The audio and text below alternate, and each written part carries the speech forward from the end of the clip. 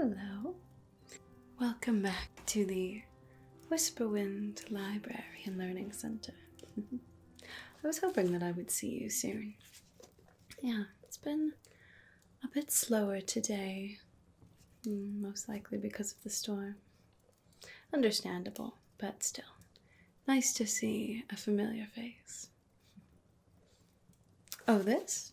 I was actually just looking through this book of stories that I might share with some of the children who come in here from time to time. Yeah. You know, most of the adults here in Whisperwind don't have much time for a learning center, but at least the children are relatively interested in it. At least in the stories. As long as I can keep some good stories for them to hear after they're finished with their afternoon and evening chores, then hopefully the Whisperwind Librarian Learning Center will never be completely empty. Yeah, this is a good one. It's a book of very classic, older tales. The tales that perhaps seem a bit archaic in their original form. The tales that, people study about in universities, and scholars and very learned men spend forever trying to interpret. But in this book, they've been rewritten a little bit in a way that's more accessible for children. Yeah, I think that should be a good one to share with the children soon. Anyway, you came in for a reason, didn't you? Yes, now, last time you were here, you asked me about any texts that I may have on dwarves. And I told you that I wasn't quite sure what I would find, but I did some digging, and I think I have a few options that might be exactly what you need.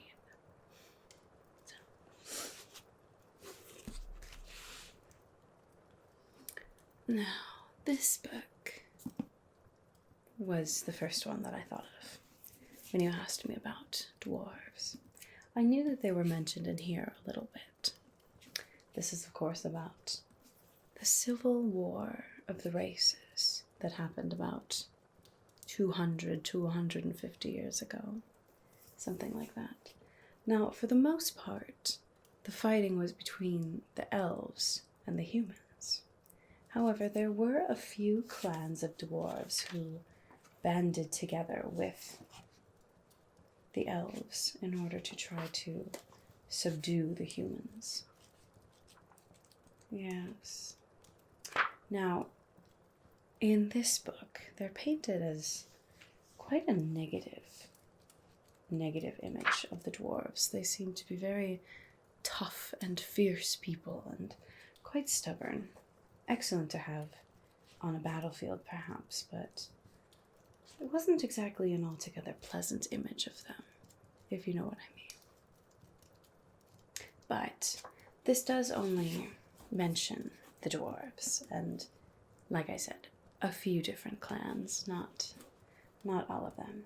So I did some digging for something else that might have a bit more information about dwarves in it. And I did find, it took a while, this was a book that was tucked way back in with some other very, very old texts. But I happened to find this little book. It's a bit unassuming looking, I suppose. It doesn't even have the title on the front here. It just tells you how very old it is, I suppose. And this book was written by one of the royal archivers. Yes, a little gnome named Zig, I believe. Now she travels, throughout the kingdom, trying to gather information about the people and the cities and all of those sorts of things that an archiver might be interested in. And on this particular journey, she was charged with learning some more about dwarven culture. So she went to the city of Knapwin and actually stayed with the dwarves for quite a long time. She kept sort of a journal, almost, it reads, of her experiences there. Now, her opinions of dwarves, they change quite a bit over the course of this book. She starts out also believing that, like in that other book, that dwarves were harsh and fierce and all of those not very nice things. But she actually is of a very different opinion by the time you get to the end of the book. It seems that her time with the dwarves was very enlightening. Yeah, there was this excerpt near the back. Let me see if I can find it. Here we are. I loved this quote. I thought it was very interesting. Dwarves seem to have earned a reputation for being brutish and rough, which I hardly contest. Yes, they're fierce warriors and like to bash and hack the life out of enemies. But they're also metalsmiths. And let me tell you, metalsmithing is the fiddliest thing in the world. Until you've spent hours precariously balancing a ring on a fire brick, poking a tiny prong setting into the exact place, applying flux and the tiniest piece of solder, and then fighting to keep it all exactly as you placed it until the solder melts, you cannot understand what otherworldly patience and finesse dwarves must possess. Even blacksmithing requires a lot of minute and careful maneuverings, as well as some serious bashing power. Stout stature might suggest otherwise, but immense strength is very useful for delicate work, because your body doesn't get tired so easily and make mistakes. Smithing also requires an unusual attention to detail, because one tiny little setback might mean 100 hours of cleanup. That is why, whether dwarves are cutting gems, setting stones, making knives, or practicing any other craft, they are probably the most gentle, careful, detail-sensitive people in the kingdom. Quite a different feel to it, isn't it, than the brutish people that we've heard about. Yes, this is a fascinating read. I haven't taken the time to read through all of it, but there's quite a lot of information in here. She spends quite a bit of time speaking of the dwarves' daily lives and how the city worked. She says it's a very efficient city. I suppose it would have to be, living underground like that. They are almost completely self-sufficient, which is good. I mean, trade would be difficult, and if something happens, you never know.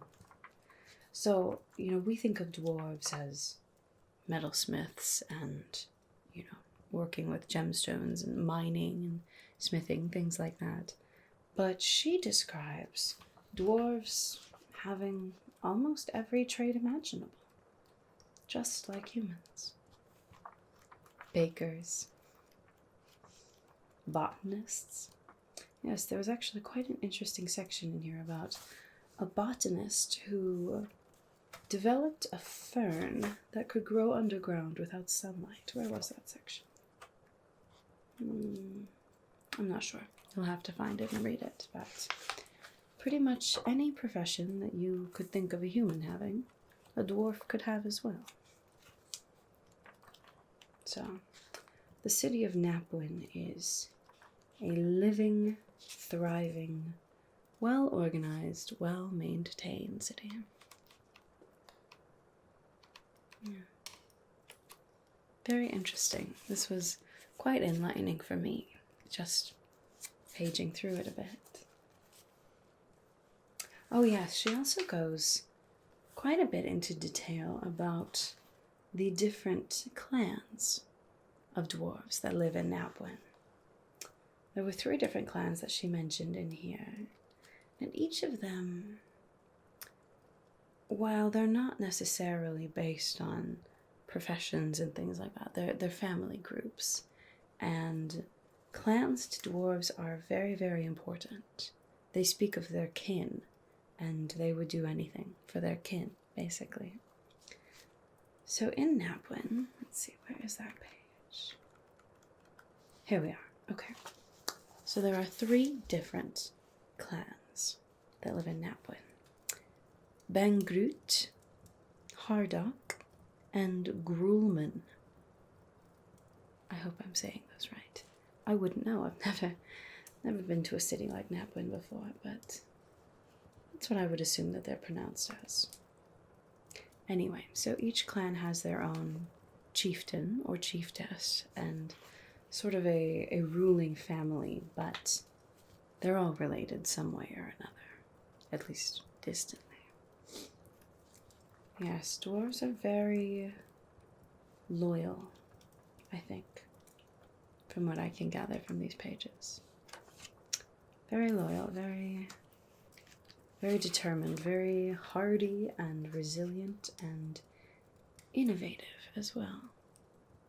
It will be interesting to see your reports, I suppose, after returning from Knapwin and learning so much about interesting dwarves. Have you been speaking to anyone else about you going to Knapwin? Not yet. Well, you'd better tell Rhea before you leave town. What do you mean, what do I mean? Never mind. Never mind. This should be a fascinating read for you. I don't think that she goes into that, on how to actually get to Knapwin. I mean, she said that there was, let's see, maybe near the beginning here. These first few pages. Here we go.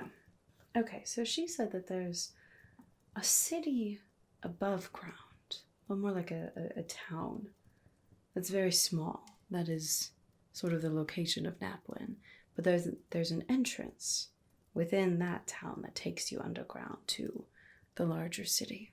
So it sounds like the town above ground is more just a placeholder, perhaps?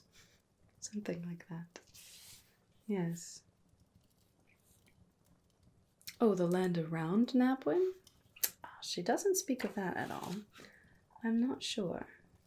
Are you a bit nervous about what you might encounter in those foothills between here and there? Well, I don't think I have a book on the geography of the region. Besides just the history of Milady, I suppose I could get you that one. That might have a bit of information about it, but that more discusses historical events, not necessarily geography. Okay, well, perhaps there's someone else in town who might know a bit more about the actual terrain. But as far as dwarven culture goes, I think that this would be an excellent resource. Yes. Now, she did speak in the beginning, a little further here, about the dwarves being rather suspicious of her when she first arrived in town. I suppose that's to be expected, especially someone who works so closely with the royal family as a royal archiver. You never know what their ulterior motives might be. But it seems that they did eventually warm up to her. It just took some time, some patience, which is something apparently dwarves have quite a lot of. So, in order to be welcomed into the city of the dwarves, I suppose you'll need to be a bit like the dwarves yourself. You'd like to borrow this one? Yes, of course. Now, would you like to take the Civil War of the Races as well? Just in case. I mean, I know you've checked this one out before, haven't you? It might have a bit of information in here, but I'm not entirely sure. Okay, sure, yeah, you can take it. I mean, no harm in, not being able to find something in there. You can always just bring it back. But I think this one will serve as an invaluable resource for you. Okay, excellent. Let me just grab my ledger. I'll write those down that you're borrowing those. Not like I don't know you, but I am trying to be a bit better at actually keeping records. Especially with the children. I'm trying to teach them responsibility. They're welcome to take whichever books that they would like, but they must return them and they must treat them right. Because if you don't treat the books right, then no one else gets them after you. So, we're learning responsibility. We're learning to borrow things and take good care of them and bring them back and all that. So, I do want to make sure that I keep accurate records so that I can tell the children that, they're not the only ones that I'm keeping records.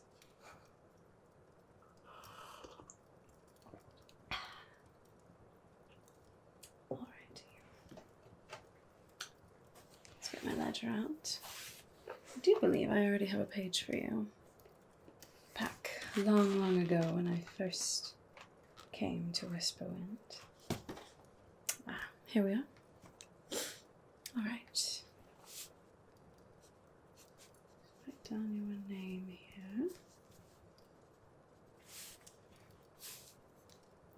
Location, well, I know where you live, but to be thorough, write that down as well.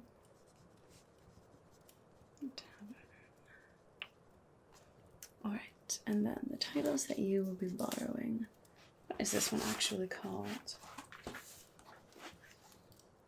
A Study of Dwarves. Accurately named. Alright.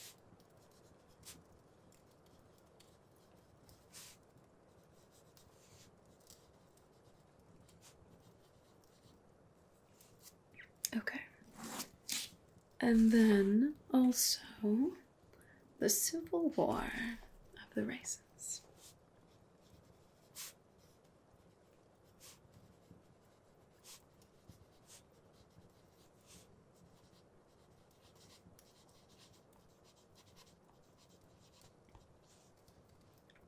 Perfect. You go ahead and keep those for however long that you need them. Although, I suppose I would ask that you don't take them with you on your journey all the way to Knapwin. It seems like there's quite a lot of things that could go wrong, that could harm books between here and there. Okay, good. I assumed that you would be okay with that, but just wanted to make sure. You're welcome to keep them and peruse through the pages as much as you would like, though, before that. Yeah. Well, are there any other topics or something that I could help you find? I'm sorry that last time I wasn't able to help you with... What was it? Spirits, that's right. You were looking for a book on spirits of the dead. Interesting. You have all sorts of interesting subjects that you like to study, don't you? Spirits of the dead, fairy magic, demons. Also wasn't able to help you with that one, unfortunately. And the Great Separation. Interesting. Very interesting. Oh, no, it's perfectly fine. Curiosity is a wonderful thing. Never stop learning, that's what I say. There's always more to be discovered. Just like me with these books, I had a very solid idea of what dwarves were like in my mind, and that was from having never even met a dwarf. And then here in this book I have a completely different perspective to learn. It's fascinating. Every day there's something new to learn.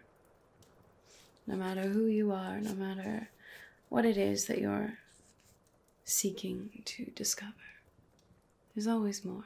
More to the story, more to perspectives and history and all sorts of things. Like, didn't you say that you had met a dwarf when you were in Tivermac? That's right, and see, even this book says that dwarves usually don't stray too far from home. But obviously there are exceptions. So I wonder what they think of humans. Especially after the last, 150 years after the Great Separation, where dwarves rarely let someone other than a dwarf into their cities anymore. Interesting. I wonder, perhaps you will be shattering some of their misconceptions as well. Well, maybe not, but you never know. It's almost like you're representing the human race to the dwarves. Oh, I'm sorry. That is quite a lot of pressure, isn't it? I didn't mean it like that. I'm sure that you will do excellently and will not offend or anything. I mean, even just the fact that you're here seeking to learn more about them, that's an excellent sign of being diligent and committed to not offending them and, keeping relations good. I'm sure that you will have a wonderful adventure and that nothing at all will go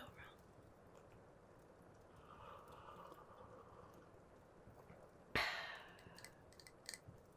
Anyway, is there anything else that I can help you with on this stormy day? No? Okay. Well, I suppose you'd better brave that storm and head on back to the tavern for the evening. I may actually see you there in a little while. Yeah, I've been trying to get out a bit more, I suppose. Try to mingle a bit more with the locals that aren't just, 3 feet tall. Anyway, I hope that you find those books helpful. Yes. Feel free to keep them as long as you would like. Just please keep them in Whisperwind. I mean, if you'd like to take notes about anything, you're more than welcome to, but I would appreciate it if the books stayed in Whisperwind. Okay, well, I'm glad that I could be of help to you. Thank you for stopping by the Whisperwind Librarian Learning Center. I'll see you next time.